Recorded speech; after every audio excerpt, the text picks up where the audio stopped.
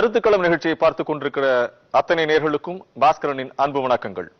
நமக்கு தெரியாமல் நம்மை பின் தொடர்ந்து கொண்டிருக்கின்ற பல்வேறு சமூக அவலங்களுக்கு, பிரச்சனைகளுக்கு, சிக்கல்களுக்கு தீர்வு காண முயல்கிற தளம் கருத்துக்களம். அந்த வகையில் இன்றைய கருத்துக்களம் நிகழ்ச்சியில் நாம் விவாதத்திற்கு எடுத்துக் கொண்டிருக்கின்ற தலைப்பு இன்றைய இளைஞர்களுடைய காதல். கல்லூரி வரையா, கடைசி வரையா? இன்றைய சூழலில் எது அதிகமாக இருக்கிறது? விவாதிப்போம் விளக்கமாக. இன்றைய நிகழ்ச்சியில பங்கு கொள்றதுக்காக நிறைய இளைஞர்கள் பல்வேறு கல்லூரிகள் இருந்து வந்திருக்காங்க. ஏன்னா அவர்கள் தான் எதிர்கால இந்தியாவை வடிவமைக்கிற, கட்டமைக்கிற ஒரு அடித்தூண்களாக இருக்கிறார்கள். இன்றைய காதல் கல்லூரி வரைதானா, இல்ல கடைசி வரைக்கும் போறதுக்கு உண்டான சான்சஸ் இருக்கா? இல்லன்னா ஏன்? என் நண்பர் ஸ்டோரி பத்தி நான் சொல்றேன். அவரோட பேர் நான் சொல்ல விரும்பல, பிளஸ் அந்த பொண்ணு பேர் நான் சொல்ல விரும்பல, கதை மட்டும் சொல்றேன். என் நம்பர் பார்த்தீங்கன்னா வந்து ஒரு பொண்ணு ஃபர்ஸ்ட் லவ் பண்ணாரு. ஃபர்ஸ்ட் இயர்ல வந்து பார்த்தோன்னு வந்து லவ் பண்ணாரு. லவ் பண்ண வந்து நாங்களாம் போய் ஹெல்ப் பண்ணோம். போய் சொல்லுங்க நீங்க இந்த மாதிரி லவ் பண்ணுறீங்களா போய் சொல்லுங்கன்னு சொல்லும்போது அந்த பொண்ணு ஃபர்ஸ்ட் அக்செப்ட் பண்ணிக்கல. அக்செப்ட் பண்ணா என்ன மைண்ட் வாஷ் பண்ணிட்டு அவன் பாட்டு அவர் அப்செட்டா இருந்தான். அப்செட் வந்து சில அப்படியே போயிட்டான். அதுக்கப்புறம் வந்து பிளஸ் 2வது மாசமே திரும்ப வந்தான். திரும்ப இன்னொரு பொண்ணை பார்த்தான். இன்னொரு பொண்ணு பார்த்தா பிளஸ் அந்த பொண்ணு போய் லவ் சொன்னான். லவ் சொன்ன திரும்ப அந்த பொண்ணு அக்செப்ட் பண்ணல.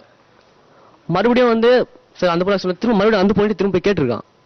ஏன் இது மாதிரி எப்படின்னு சொல்றேன் எனக்கு சொன்னா, அந்த பொண்ணு பாத்தீங்கன்னா இல்ல எனக்கு லவ்ல இன்ட்ரெஸ்ட் கிடையாது, நான் வந்து பாத்தீங்கன்னா வந்து உங்களை ஒரு ஃப்ரெண்டா பாக்குறேன், எனக்கு லவ்ல வேணாம் அப்படின்னு அந்த பொண்ணு சொல்லிச்சு. சரி இப்போ அப்பயும் திரும்ப வந்து பாத்தீங்கன்னா வந்து திரும்ப அழுதுட்டு ஃபுல்லா ஒரே கரெக்டா பண்ண ஒரு மாதிரி ஃபுல்லா கரெக்டா பண்ண கண்ட்ரோல் பண்ண ரொம்ப எங்களுக்கு டைம் ஆயிடுச்சு. சில நாட்கள் கூட கிடையாது, 2-3 டேஸ்லயே வந்து பாத்தீங்கன்னா திரும்ப இன்னொரு பொண்ணை பார்த்தான் அவன். சோ என்னடா நீ அவன் வாழ்க்கை பாத்தீங்க ஒரு நிமிஷம், அவன் வாழ்க்கை பார்த்தா இப்படிதான் போயிட்டே தான் இருக்கு. சோ கல்லூரி முடித்து முன்னாடியே ஒரு பொண்ணை பார்க்காம இன்னொரு பொண்ணை பாக்குறான்னா எப்படி வாழ்க்கை ஃபுல்லா அது ஒரு பொண்ணு? கல்லூரி மாணவர்கள்ட்ட நிறைய இந்த தன்மை இருக்குதா பாக்குறீங்க? ஒண்ணு இல்லன்னா ஒரு கடைசி கிடைக்கும் அப்படிதான் பாக்குறாங்க, அப்படிதான் பாக்குறாங்கன்னு சொல்றீங்க. காதல் அது இல்லங்கிறதுக்கு தான் நம்ம உணர்ந்துக்கிறோம் நினைக்கிறேன் இல்லையா? ஆமா, காதல் அது கிடையாது இல்லையா? இது கன்ஃபார்மா காதலே கிடையாது. Okay okay okay, valid valid. சொல்லுங்க, நீங்க சொல்லுங்க. என்னை பொறுத்த வரைக்கும் பாத்தீங்கன்னா கூட காதல் என்பது கல்லூரி வரையில் தான். அது ஏன் வந்துட்டு உண்மையா இப்போ சகோதரர் சொன்ன மாதிரி இப்போ அவர் ஃப்ரெண்டு ஒரு பொண்ணை பார்த்தாரு, அடுத்து இன்னொரு பொண்ணை பார்த்தாரு, அவரை பொறுத்த வரைக்கும் அது காதல் இல்லை. நான் அதை வந்துட்டு ஒத்துக்கிறேன். ஒரு இளைஞர் வளர்றான்னா சினிமா பார்த்து தான் வளர்றான். அதுல அவங்க எப்படி காதலை காட்டுறாங்கன்னா 10 படத்துல 9 படத்துல ஹீரோ ஹீரோயினும் கடைசியில சேர்றாங்க, கல்யாண சீனோட வணக்கம்னு போட்டுறான். இப்போ வந்துட்டு ரியாலிட்டி கண்டிப்பாவே அது கிடையாது. இப்போ உண்மையாலே காதலிச்சும் இணைய முடியாம போற நிறைய பேர் இருக்கிறாங்க. அதுல ஒரு உதாரணம், நான் வந்துட்டு இப்போ ஃபர்ஸ்ட் இயர் தான் படிக்கிறேன். 10th இருந்து என் கிளாஸ்மேட், என் ரொம்ப க்ளோஸ் ஃப்ரெண்டு உண்மையா ஒரு பொண்ணை லவ் பண்ணா, அவளும் திரும்ப லவ் பண்ணான். இப்போ வந்துட்டு என்ன ஆச்சுன்னா அவளுக்காக அவன் ரொம்ப டைம் ஸ்பெண்ட் பண்ணா, அவன் வந்துட்டு +2 கிளியர் பண்ண முடியாம போயிருச்சு. அந்த பொண்ணு படிச்சா, கிளியர் பண்ணிட்டா. அவங்க வீட்டுல வந்துட்டு தெரிஞ்சு எதிர்ப்பாயி இப்போ அந்த பொண்ணு வந்துட்டு பெங்களூர்ல அவளை வந்துட்டு ஒரு ஹாஸ்டல்ல சேர்த்திட்டாங்க. இவனால ஒண்ணுமே பண்ண முடியல. இப்போ வந்துட்டு அப்படிதான் ரியாலிட்டி, அப்படிதான் இருக்கு. பிளஸ் உண்மையாக காதலிக்கிறவங்க கல்லூரியில காதலிக்கிறாங்க, எதிர்த்தரப்புல வந்துட்டு நிறைய பேர் உட்காந்துருக்காங்க, அவங்க எதுவும் அவமதிக்க விரும்பல. இப்போ உண்மையாலே காதலிக்கிறாங்க கல்லூரி வரையில. இப்போ தேர்ட் இயரோ எந்த ஃபைனல் இயரா இருந்துட்டு போட்டும், அவங்க பாஸ் அவுட் ஆன அப்புறம் காலேஜ்ல அவங்க டெய்லியும் மீட் பண்றாங்க, டெய்லியும் டைம் ஸ்பெண்ட் பண்றாங்க. அந்த டிஸ்டன்ஸ் வந்துட்டு அதிகரிக்குது. இப்போ அவங்க ஜாபுக்கு போறாங்களோ கண்டிப்பா ஒரே ஆபீஸ் கிடைக்கும்னு சொல்ல முடியாது. இப்போ இவங்க ஒரு ஆபீஸ் வேற ஆபீஸ், ஒரு சிட்டி வேற சிட்டி மாறலாம். இப்ப அவங்க கான்டாக்ட் பண்ண ட்ரை பண்ணும் போது அவங்களுக்கு பிஸின்னு வருதோ, இல்ல அவங்க மெசேஜுக்கு அவங்க லேட்டா ரிப்ளை பண்றாங்களோ, அவங்களுக்கே வந்துட்டு உள்ள ஒரு செல்ஃப் டவுட் வர ஆரம்பிக்கும். என்ன மறந்துட்டானோ, எனக்கு இம்பார்ட்டன்ஸ் குறையுதோ, அதுக்கப்புறம் சந்தேகம் உள்ள வரும் கொஞ்சம் கொஞ்சமா. கல்லூரியில வரைக்கும் லவ் ஸ்ட்ராங்கா போறதுக்கு காரணம் everyday they are in contact. கண்டிப்பா கண் டு கண்ணு பார்த்து பேசுறது பழகிறது இருக்கு. ஒரு கல்லூரி முடிஞ்சதுக்கு அப்புறம் அது கேரி ஃபார்வர்ட் பண்றது 100% சத்தியமா ரொம்ப கம்மியான மக்கள் மட்டுமே தான். இது வந்துட்டு எல்லாருமே அப்படின்னு நான் சொல்ல வரல, ஆனா வெரி ஃபியூ. அது தூரம் அதிகமாக வந்துட்டு எல்லாரும் காதலை காப்பாத்துறதுக்கு கஷ்டப்படுறாங்கன்றதுதான் என் கருத்து. உங்களுடைய அனுபவங்களை சொல்லுங்க. இவங்க எதிர்த்தரப்புல சொன்னாங்க இத மாதிரி லவ் வந்து காலேஜ் வரையும் தான்ட்டு. இவங்க ஒரு சிலர் வந்து பார்த்து லவ் பண்ணிருக்காங்க, ஒரு சிலர் வந்து 2 நாள் 3 நாள்ல இன்னொரு பொண்ணை பார்த்துருக்காங்க. எனக்கு தெரிஞ்ச என் ஃப்ரெண்டு ஒரு அண்ணன், இத்தனைக்கும் ஒரு 3 வருஷமா அந்த அண்ணன் எனக்கு பழக்கம். ஒரு ராங் கால் மூலமா யாருக்கோ கால் பண்றதுக்கு அந்த அக்கா கால் பண்ணாரு. அவங்க பேரை சொல்ல விரும்பல. 2 பேரும் பேசிக்கினாங்க, 2 வருஷமா லவ் பண்ணாங்க.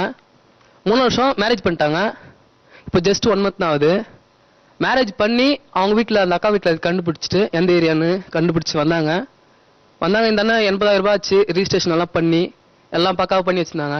இப்போ அந்த அக்கா வந்து பிரிச்சு கூட்டின்னு போயிட்டாங்க. ஏன்னா இந்த ஜாதி வேற்றுமையின் காரணமாக கூட்டின்னு போயிட்டாங்க. ஆனால் அந்த அண்ணன் இன்னும் கூட அந்த அண்ணன் பார்த்து எனக்கு பொறாமையா இருக்கு. வேற அவங்க வீட்டில் வேற மேரேஜ் பண்ணி வைக்கிறதுக்கு உடனே ஸ்டெப் எடுத்தாங்க. ஆனால் அந்த அண்ணன் எனக்கு வேற மேரேஜ் தேவையில்ல, அந்த பொண்ணு வரும் இன்டிவைட் பண்றாரு. சொல்லுங்க. நான் வந்து ஃபர்ஸ்ட் அவர் சொன்னதுக்கு நான் பாயிண்ட் சொல்லணும்னு நினைக்கிறேன். என்னன்னா ஒருத்தரும் ஒரு லவ் முடிஞ்ச உடனே அடுத்த லவ்க்கு போறாங்க, இது முடிஞ்ச உடனே அடுத்தது, இது முடிஞ்ச உடனே அடுத்தது அப்படின்னு போறாங்க. அது வந்து சக்சீட் ஆகலன்னா அடுத்தது ஜம்ப் ஆறாங்க. அது வந்து லவ் கிடையாது. அது நீங்களும் சொல்லிட்டீங்க, அவரும் அக்செப்ட் பண்ணிட்டேன். இது என்னன்னா லவ்ன்றது ஒருத்தர் மேல வந்தாதான் அது லவ்.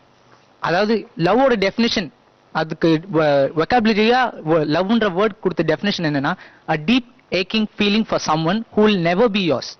திரும்ப சொல்லுங்க. a deep aching feeling for someone who will never be yours. அவங்க முழுமையா உங்களுக்கு கிடைக்க மாட்டாங்க.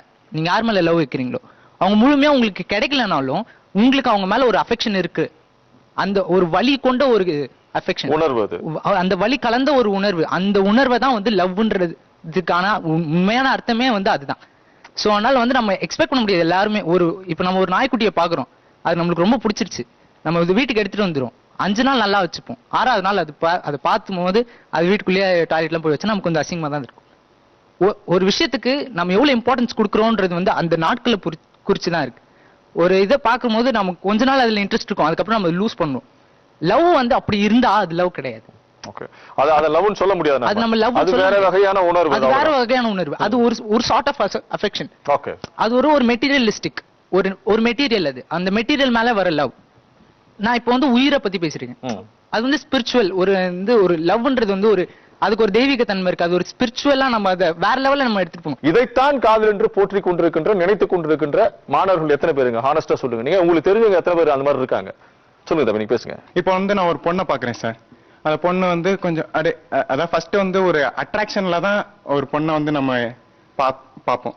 ஸோ வந்து அந்த பொண்ணை வந்து பார்க்கும்போது வந்து எனக்கு வந்து கொஞ்சம் நல்ல பொண்ணு, ஸோ வந்து பேசினா கொஞ்சம் நல்லா இருக்கும் அப்படின்னு எனக்கு தோணுது சார். நானும் அந்த பொண்ணுகிட்ட வந்து இது உண்மையில என் வாழ்க்கையில் நடந்ததை நான் உண்மையை சொல்றேன்.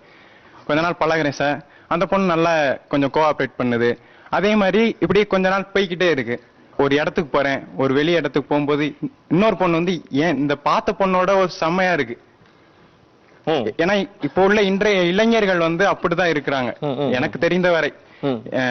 இப்ப நான் அந்த பொண்ணை பார்க்கும்போது அந்த பொண்ணு மேல திருப்பி காதல் வந்துருது சார். சோ வந்து இந்த பொண்ணு வந்து அந்த பொண்ணோட நல்லா இருக்கா, சோ வந்து அந்த பொண்ணுகிட்ட பழகி பார்ப்போம் அப்படின்னு சொல்லிட்டு எனக்கு வந்து இந்த எண்ணங்கள் வந்து அடிக்கடி தோன்றுகிறது.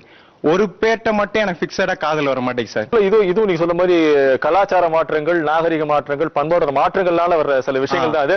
இது எனக்கு யார் சரியான ஆளோன்னு ரொம்ப உள்ளுக்குள்ள தேடிட்டே இருக்கேன்னு நினைக்கிறேன். இவர் தானே எனக்கு சரியான ஆளு, இவங்களை ஏமாத்தணுமோ இல்ல இவங்களை ஹர்ட் பண்ணணுங்கிற எண்ணம் கிடையாது. இஸ் ஷி மை கேர்ள், இவங்க தான் என்னோட காதலியாங்கிறதுக்கு உண்டான தேடல் இன்றைய கால இளைஞர்கள் அதிகமா இருக்குன்னு சொல்லலாமா? அப்படி எடுத்துக்கலாம் இல்லையா? சரி, நீங்க உங்களோட அடுத்தது. இன்றைய காலகட்டத்தில் பாத்தீங்கன்னா 100%ல 99% எல்லாருமே காலேஜ்ல லவ் பண்றோம். நானும் லவ் பண்றேன், இல்லன்னு சொல்லல. ஓகேங்களா? என்னோட லவ் கடைசி வரைக்கும் சக்சஸ் ஆகுமா? நான் 3 வருஷம் முடிச்சுட்டு போன உடனே நான் வந்து வேற கம்யூனிட்டி இப்படின்னு தான் பாக்குறாங்களே தவிர அந்த பேரண்ட்ஸ் கிட்ட நான் போய் நான் வெல் செட்டில்டா தான் போய் கேட்கிறேன் அந்த பொண்ணை. நான் வந்து ஒரு ஊர்ல தெருவா சுத்திட்டு நான் போய் அந்த பொண்ணை கேட்கல. அந்த பொண்ணு என்ன வந்து ஒரு வெல் செட்டில்டா இருந்தா மட்டும்தான் லவ் பண்றாங்க. இப்ப இருக்க பொண்ணுங்க யாருமே அவ்வளவு சீக்கிரத்துல நம்மள வந்து பர்ஸ்ல மணி இருந்தா மட்டும்தான் அவங்க பின்னாடி வராங்க. மணி இல்லைன்னா நீ தேவையில்ல அப்படின்னு தான் சொல்றாங்க. ஒரு பொண்ணு நம்ம இப்போதைக்கு இந்த நிலைமையில பாத்தீங்கன்னா பொண்ணுங்க முக்காவாசி பேர் ஃபேக்டா சொல்றேன் மிஸ்கால் தான் தராங்க. யாருமே வந்து போன் பண்ணி பேசுறது இல்ல. ஓகேங்களா? ஓகே, மிஸ்கால் கொடுக்காம அவங்களோட பேலன்ஸ்ல இருந்து 2 hour 3 hour பேசுற பொண்ணுங்களும் இருக்கு பசங்களுக்காக. காதலோட டெடிகேஷன் பெண்களுக்கும் இருக்கு. அது பசங்களோட பாக்கெட்டை பார்த்து மட்டும் வருது இல்ல. ஓகேவா? பசங்க கிட்ட சல்லி பைசா இல்லைனாலும் அந்த பொண்ணு வந்து அவனுக்காக செலவழிச்சு அவனை கடைசி வரைக்கும் தன் கூட வச்சுக்கணும்னு சொல்ற டெடிகேஷன் அவங்க கிட்ட இருக்கு. அந்த மாதிரி ஒரு பொண்ணை தான் ஒரு பையன் எதிர்பார்க்கான். அந்த மாதிரி இருந்தா அவனோட காதல் வெற்றி அடைஞ்சதுன்னா அதுதான் கடைசி வரைக்கும் நல்லா இருக்கும். ஆக்சுவலா நீ எந்த அளவுக்கு பொறுப்பா இருக்கிறன்னு பாக்குறதுக்காக தான் வந்து பெண்கள் பண்றாங்க. பெண்கள் அடிப்படையான பாக்குற டெஸ்ட் பண்ணுவாங்க இல்ல, எந்த அளவுக்கு நீ கரெக்டா இருக்கிற, மிஸ் கால் கொடுத்தா திருப்பி பண்றியா இல்ல சார், இல்ல அதுதான் ஒரு எண்ணமா இருக்கும் அவங்களுக்கு. நாட் தட் உங்களுக்கு மிஸ் கால் கொடுத்தா அவங்களை சேவ் பண்ணுவாங்கலாம் கிடையாது. எந்த அளவுக்கு பொறுப்புணர்வோட இருக்க அந்த அன்போட இருக்குன்னு பாக்குறதுக்காக தான். ஓகே, நீங்க சொல்லுங்க, இதோட பதில் என்னவா இருக்கு? இப்படிலாம் தான் அவங்க வந்து எதிர்பார்த்து தானே லவ் பண்றாங்க. இப்போ ஒரு பொண்ணை இது பண்ணிட்டாங்க, அந்த மிஸ் கால்காக அவங்க எவ்வளவு எதிர்பார்த்துட்டு இருப்பாங்க உட்காந்துக்கிட்டு. இதுல வந்து கேர்ள்ஸ் மேல எந்த மிஸ்டேக்கும் என்ன பொறுத்த வரைக்கும் ஆம்பளைங்க சொல்றீங்க மிஸ் கால்க்கே வெயிட் பண்ணிட்டு இருப்பாங்க சொல்றீங்க நீங்க. அவங்க அதுதான் எதிர்பார்க்கறாங்க இல்லையா? இப்ப இந்த மாதிரி மிஸ் கால் எல்லாம் தரக்கூடாதுன்னு அவங்க வந்து அவங்களோட மைண்ட் செட் பண்ணிக்கிட்டு அந்த மாதிரி லவ் பண்ணணும். அதை விட்டுட்டு ஒரு பொண்ணு லவ் பண்ணது அதுக்கு அப்புறமா அந்த பொண்ணு மேல இருக்கிற மிஸ்டேக்ஸை கண்டுபிடிச்சிட்டு வேற ஒரு பொண்ணுக்கு ட்ரை பண்றதுங்கிறது இதெல்லாம் ரொம்ப தப்பான விஷயம் இல்லையா? சோ இதனாலதான் கேர்ள்ஸ்க்கு வந்து ரொம்பவே டென்ஷன் ஆகுது mostly.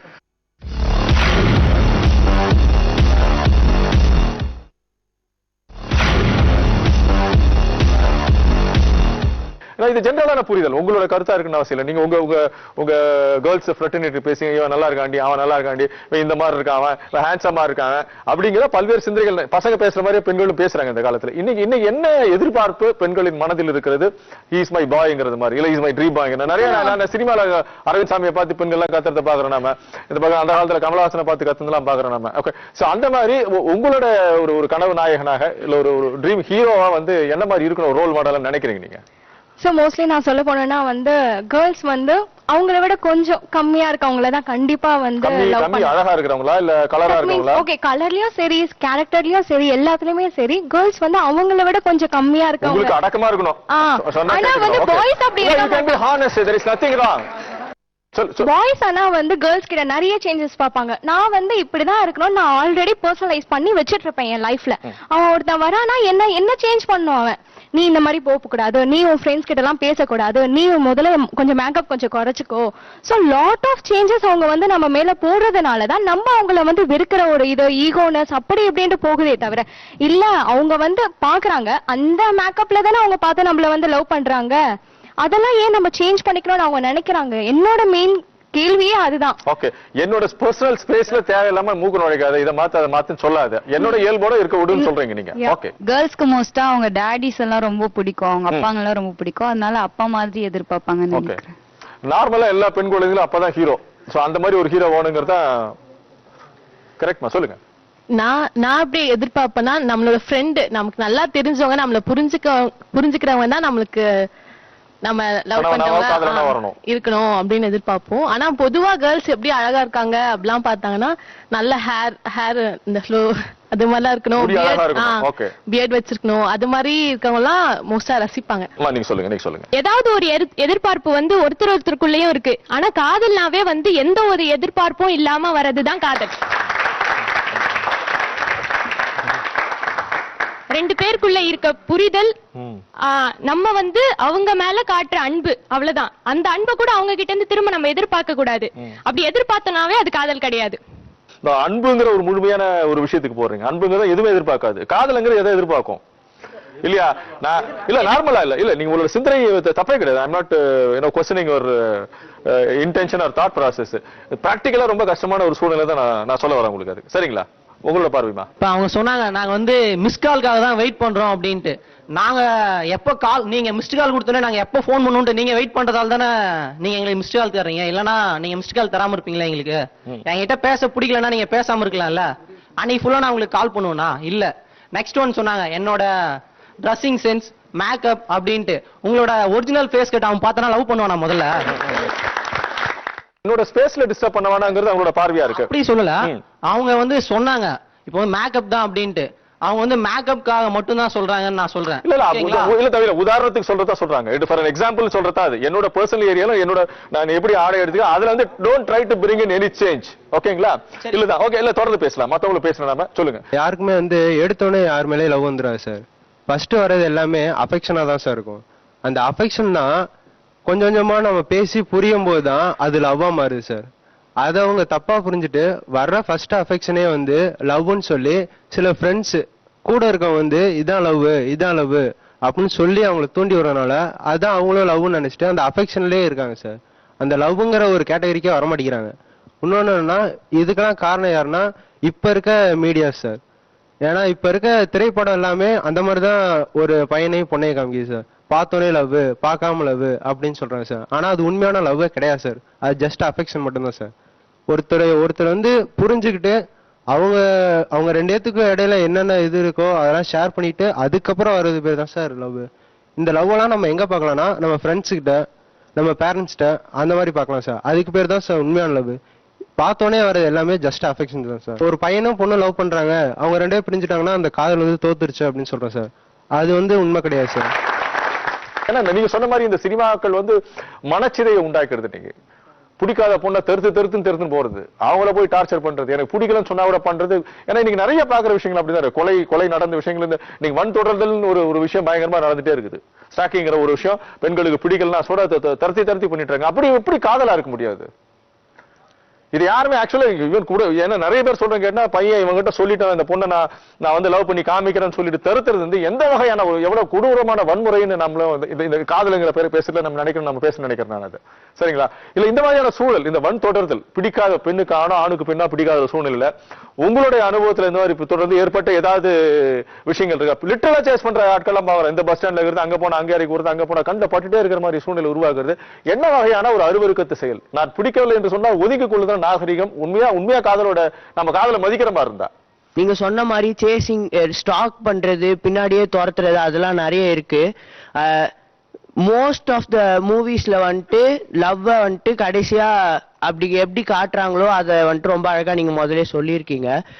From my point of வியூன்னு பாத்தீங்கன்னா there are a few movies that beautifully portray love. லவ்னா என்னன்றது அந்த ஒரு படம் பார்த்தே நம்ம தெரிஞ்சுக்கலாம். பிராக்டிக்கலாவும் இருக்கும். இப்போ வந்துட்டு என் லவ் கடைசி வரைக்கும் நிலைச்சு நிக்கும், நான் கடைசி மூச்சு வரைக்கும் இருக்கும்னு சொல்ற நம்பிக்கையில தான் பேசுறாங்க. அந்த நம்பிக்கை அவங்களுக்கு உண்மையா இருக்கும், அவங்க காதலும் உண்மையா இருக்கும். ஆனா அது நடைமுறை வாழ்க்கையில நடக்குமா நடக்காதான்ற சந்தேகம் அவங்களுக்கே இருக்கும். இப்போ இன்னொருத்தவங்க நம்மளை காதலிக்கிறாங்க, நம்ம உணர்ந்தோன்னு வைங்களேன் சார், அவங்க மேல நம்ம கண்டிப்பா காதல் வரும் சார். ஏன்னா அதான் அந்த உணர்வு தான் காதல். பிளஸ் இப்போ எத்தனை பேர் நீங்க விண்ணை தாண்டி வருவாயா படத்துல வந்துட்டு காதலை அப்ரிஷியேட் பண்ணிருப்பீங்க, அதுல சிம்புவும் த்ரிஷாவும் சேருவாங்களா? ஆனா அந்த காதல் நம்ம பாராட்டலையா சார்? அது பிராக்டிக்கலா இருந்தது சார், ரொம்ப பிராக்டிக்கலா இருந்தது. அவங்க கேள்விக்கான பதில் ஒரு காதலே வாழ்க்கை என்ற ஒரு தலைப்புக்கு வந்துட்டு நான் ஒத்து வர மாட்டேன்றதுனால தான் சார். லைஃப் மூவ் ஆக காதல் வந்துட்டு போயிருதுன்னு நான் சொல்லல. முதல் காதல் மறைவதில்லை, ஆனால் இரண்டாவது காதல் வரும். ஏன்னா வாழ்க்கை மூவ் ஆகுறதுக்கான ஒரு அடுத்த ஸ்டெப்பா வந்துட்டு நான் அதை கருதுறேன் சார். பிராக்டிக்கலா ஒரு லவ் வந்து பிரேக்கப் ஆகுது அப்படின்னா அந்த இடத்துல நீங்க என்ன பார்க்கணும்னா ரெண்டு மனுஷங்களோட லவ் வந்து பிரேக் ஆகலாங்க, ரெண்டு மனுஷங்களுக்குள்ள பிரேக்கப் ஆயிக்குது. புரிஞ்சுக்கோங்க, அந்த கான்செப்ட் ரொம்ப முக்கியம். என்னன்னா இவங்களோட சூழ்நிலைமை அவங்களோட சூழ்நிலைமை அதுதான் அவங்களை பிரிக்குது. அவர் சொல்றாரு காதல் தொடர்ந்து கொண்டே இருக்கிறது, அந்த உணர்வு தொடர்ந்து கொண்டே இருக்குது, மனிதர்கள் மட்டும் மாறி இருக்கிறார்கள். இது என்ன கேட்டா மெச்சூர்டா பாக்குறப்ப நான் வந்து கான்சியஸா நான் பிரேக் பண்ணணும், நான் எக்ஸ்ப்ளாய்ட் பண்ணணும், ஏமாத்தணும் நினைக்கல. நானு அந்த உணர்வு ரொம்ப ஸ்ட்ராங்கா இருக்கு. அதே உணர்வை இன்னொரு பெண்ணுகிட்ட பாக்குறப்ப இது ஆட்டோமேட்டிக்கா அங்க போகுதுங்கிறதா அவரோட பார்வையா இருக்கு. யாருக்கும் ரெண்டு பேரும் ஒன்னாதான் சொல்ல வரீங்கன்னு நினைக்கிறேன். என்னோட கருத்து என்னன்னா, ஒரு காதல் கடைசி வரைக்கும் அது டிராவல் ஆகணும்னா தன்னம்பிக்கைன்னு ஒண்ணு இருக்கணும். இப்ப சினிமாவை எடுத்துக்கிட்டாலும் சரி, நீங்க காவியங்களை எடுத்துக்கிட்டாலும் சரி, எதை எடுத்துக்கிட்டாலுமே ஒரு மாய கவர்ச்சி தான் இருக்கு. அது எப்படின்னா, இப்போ இன்றைய கால இளைஞர்கள் பேஸ்புக்ல அறிமுகம் வராங்க, வாட்ஸ்அப்ல சும்மா பேசுறாங்க, அப்படியே ஹைக்ல என்னது சும்மா ஒரு பேசும்போது நம்மளுக்கு இவ்வளவு குழந்தைங்க பிறக்கணும், நம்ம இப்படிதான் பேர் வைப்போம், நம்ம இப்படிதான் செய்வோம்னு அவங்களுக்குள்ள ஒரு கற்பனை உலகத்துக்குள்ளேயே தான் இருக்கிறாங்க. அந்த தன்னம்பிக்கையை வளர்க்குற அளவுல கல்வி முறைகளும், அதே சமயம் பெற்றோர்களுடைய அந்த அரவணைப்பு, அப்புறம் அந்த கவுன்சிலிங் ரொம்ப முக்கியம் தான் நான் சொல்றேன். என்னுடைய நண்பர்களிலே 12ஆம் நாங்க படிக்கும்போது அவ்வளோ ரொம்ப துல்லியமாக அவ்வளோ டீப்பா லவ் பண்ணான். ஆனா அவனுக்கு பிராக்டிக்கலா திங்க் பண்ண தெரியல. இப்ப நம்ம ஒரு சாதாரணம் இங்க எல்லாருமே வந்து மாணவர்கள் தான், நீங்க கொஞ்சம் பிராக்டிக்கலா திங்க் பண்ணிப்பாங்க. ஒரு தடவை நீங்க கல்லூரியை முடிச்சுட்டு போகும்போது உண்மையிலேயே நீங்க ஒரு காதல் பண்றீங்கன்னா அந்த பொண்ணு கையை பிடிக்கிறதுக்கு உங்களிடம் தைரியம் இருக்கா? அவளுடைய தேவைகளை உங்களால பூர்த்தி செய்ய முடியுமா? சமுதாயத்தை எதிர்த்து உங்களால வாழ முடியுமா? நான் வாழ தயார் அப்படின்னா முதல்ல நீங்க என்ன பண்ணுவீங்க? ஒரு வேலையை தேடிக்கணும். அதுக்கேற்ற மாதிரி உங்களுக்கு ஒரு நல்ல சூழ்நிலைகளை, ஒரு வீடு அமைப்பு வச்சுக்கிறது, சமுதாயத்துல நீங்க ஜாதி மாதிரி கல்யாணம் பண்ணாலும் அதுக்கேற்ற மாதிரி நான் ஆமா எனக்கு எந்த சொந்தங்களும் வேண்டாம், எனக்கு இவ ஒருத்தி போதும்னு அப்படி ஒண்ணு பாக்குறது. இன்னொன்னு இவங்க சொன்ன அட்ராக்ஷன், இந்த அட்ராக்ஷனை தாண்டணும். காதல் திருமணமா இருந்தாலும் சரி, நிச்சயிக்கப்பட்ட திருமணங்களாலும் சரி, இப்போ ஒரு பெண்ணுக்கு வந்து குழந்தை பிறந்துருச்சுன்னா கொஞ்ச நாள் இந்த மோகம் 30 நாள் ஆசை 60 நாள் சொல்ற மாதிரி காலங்கள் வந்து விட்டது. ஏன்னா அவங்களுக்கு அந்த லவ் இல்லாம போயிடுச்சு. கொஞ்ச நாள் அவங்க சந்தோஷமா இருக்காங்க, அதுக்கப்புறம் சண்டை போடுறாங்க. ஆமா நீ ஏன் என் பேச்சை கேட்கல, நீ பெரிய ஆளா அப்படிங்கிற ஒரு சண்டை வந்துருது. அப்ப அவங்களோட அட்ராக்ஷன் போயிருது, அந்த அன்பு உள்ள வரல. இதுவே தாய்க்கும் மகனுக்கும் இருக்கிற அன்பு வந்து கடைசி வரை, ஏன்னா அவன் அன்பை செய்கிறான். இப்ப இருக்கிறவங்க கிட்ட அன்பு இல்லை, ஏன்னா ஃபுல்லா அந்த மாய கவர்ச்சிகள். திரையுலகமானாலும் சரி, நம்ம காவியங்கள்லயோ இல்ல இலக்கியங்கள்லயோ அப்படிதான் போற்றப்படுது. தலைவனை தேடி வந்தால் தலைவி வந்து காத்துக்கிட்டே இருந்தாங்க, வாடிக்கிட்டு இருந்தாங்க அப்படின்னு சொல்றாங்க. இது வந்து கேட்பதற்கு இனிமை, ஆனால் செயலில் அது அரிது. இதுதான் என்னுடைய கருத்து. Okay okay okay.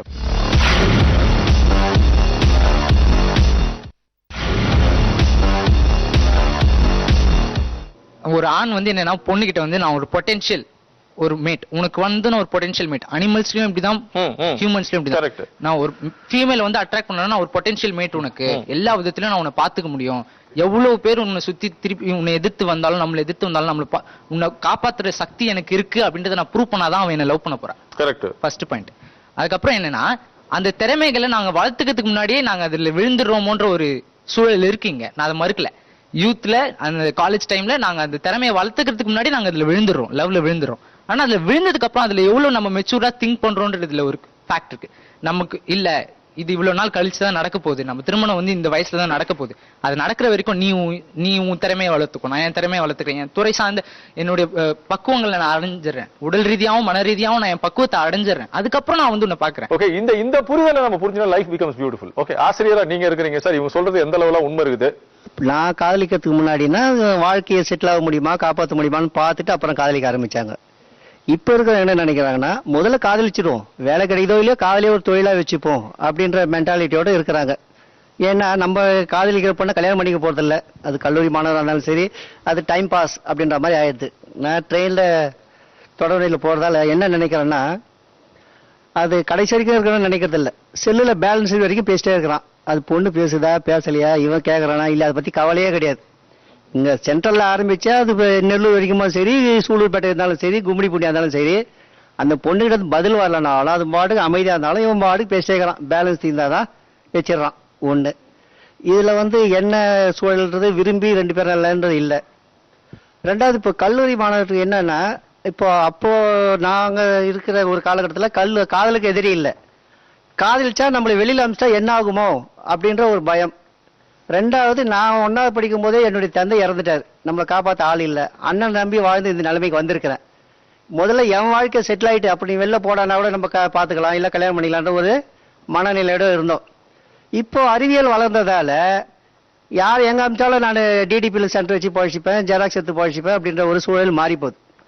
ஆகவே அவன் என்ன நினைக்கிறாங்கன்னா டைம் பாஸுக்காக பொண்ணை காதலிப்போம், நல்ல இடமா இருந்தா ஃபாரின் பொண்ணா கட்டிப்போம் இல்லை வெளிநாட்டில் போய் சம்பாரிச்சு கட்டிப்போம் அப்படின்ற ஒரு நிலைமை உருவாயிடுது. அதனால இந்த இளைஞர்களுக்கு அது வந்து கடைசி வரைக்கும் இருக்கா இல்லைன்றலாம் கவலை இல்லை. நான் 3 மாசம் இங்க இருப்பேன், இந்த கோர்ஸ் முடிப்பேன், அப்புறம் ஃபாரின்ல கேட்டரிங் டெக்னாலஜி ஏதோ ஒன்று போயிடுவேன், நான் படிச்சுப்பேன், நான் அங்கே போய் இருப்பேன்ற ஒரு மனநிலையை வந்துடுது. ஆனா எது எப்படி இருந்தாலும் ஒரு காதல்ன்றது கல்லூரி வரைக்கும் தான் வரணும், இப்படின்ற கடைசி வரைக்கும் இருக்கணும். கல்லூரி காலகட்டத்தில் என்னால காதலிக்க முடியல, ஆனா கல்யாணத்துக்கு பிறகு கடைசி வரை என் மனைவியை நான் காதலிப்பேன், இதுல எந்த மாற்றமும் இல்லை.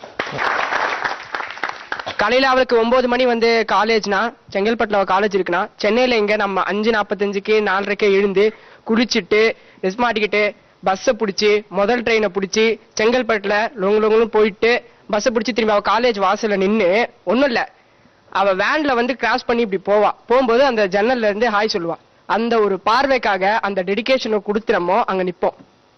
அந்த ஒரு பார்வை நமக்கு வாழ்க்கை முழுக்க கிடைச்சா எப்படி இருக்குன்ற ஒரே சிச்சுவேஷனுக்காக தான் அவன் காதலிக்கிறான். காதல்ன்றது ஃபர்ஸ்ட் காதல்ன்றது வந்து பாத்தீங்கன்னா நம்மளோட என்ன சொல்றது நம்மளோட பொட்டன்ஷியல் இதெல்லாம் என்னோட தோழர் சொல்லியிருந்தாரு. ஒரு காதல் தான் வந்து காதல் வந்த பிறகுதான் வந்து நமக்கு ஒரு பொட்டன்ஷியல் நம்ம ஏற்படுத்திக்கணும்ன்ற ஒரு எண்ணமே நமக்கு தோணும். சோ காதல்ன்றது வந்து ஒரு பொட்டன்ஷியலை ஏற்படுத்தும். ஒரு முரட்டுத்தனமா இருக்கவனையும் வந்து அன்பா மாத்துறது காதல் தான். சோ காதல்ன்றது கடைசி வரைக்கும் இருக்கும். அது வெறும் காதலிச்ச பொண்ணை கல்யாணம் பண்றதால மட்டும் கிடையாது, காதலிச்ச பொண்ணு சந்தோஷமா வெறுத்து கூட இருந்தா கூட அவ சந்தோஷமா இருக்கான்ற அந்த ஒரு எண்ணம் நம்ம மனசுல இருந்ததுன்னா அதுவே போதும். நான் காதலிச்சேன், இன்னமும் காதலிச்சுட்டு தான் இருக்கேன். அந்த பெண் வந்து கல்யாணம் ஆயிடுச்சு, ஆனா இன்னும் நான் காதலிச்சுட்டு தான் இருக்கேன். இனி வரையும் நான் இந்த பொண்ணு மேலயும் காதல் வரல இன்னும். அதான் உண்மை. காதல் கடைசி வரதான், அது யாரு பண்றாங்க அதை பொறுத்துதான் இருக்கு. இவங்களாம் வந்து பண்றது காதலே கிடையாது, 2வது காதல் 3வது காதல் அப்படி கிடையாது. ஓகே, இல்ல இது காதல்ங்கிறது உடல் சார்ந்த விஷயம் இல்ல, மனம் சார்ந்த விஷயம்ன்றது தான் உங்களோட பார்வையா இருக்கு. ஓகேங்களா, மூஞ்ச பார்த்து லவ் பண்றது அது லவ்வே கிடையாது. மனசை பார்த்து பண்றது, மனசை பார்த்து லவ் பண்ணும். அவங்களோட என்ன சொல்றது இதயத்தை நேசிக்கணும். ஓகே, காதல் வந்து கல்லூரி வரை அப்படின்னு சொல்றதுக்கு உண்டான ஒரு காரணம் அவங்க ஒண்ணு சொல்றீங்க, அவ்வளவுதான். அது தனியா லைனா ஒருத்தர் யார் சொல்லலையே அதை மட்டும் சொல்லிட்டு வாங்க. இப்ப தொடுதலும் புணர்தலும் வந்து கல்லூரி காலத்திலே இருக்கிறதுனால தான் காதல் வந்து கல்லூரியிலே நின்னுருது. தொடுதலும் புணர்தலும் கல்லூரியில் வரைய காதல்ல இருக்கிறதுனால தான் கல்லூரி வரையில நின்னுருதுன்னு சொல்றீங்க. ஒருத்தர் மேல இன்னொருத்தர் வந்து நம்பிக்கை இல்லாம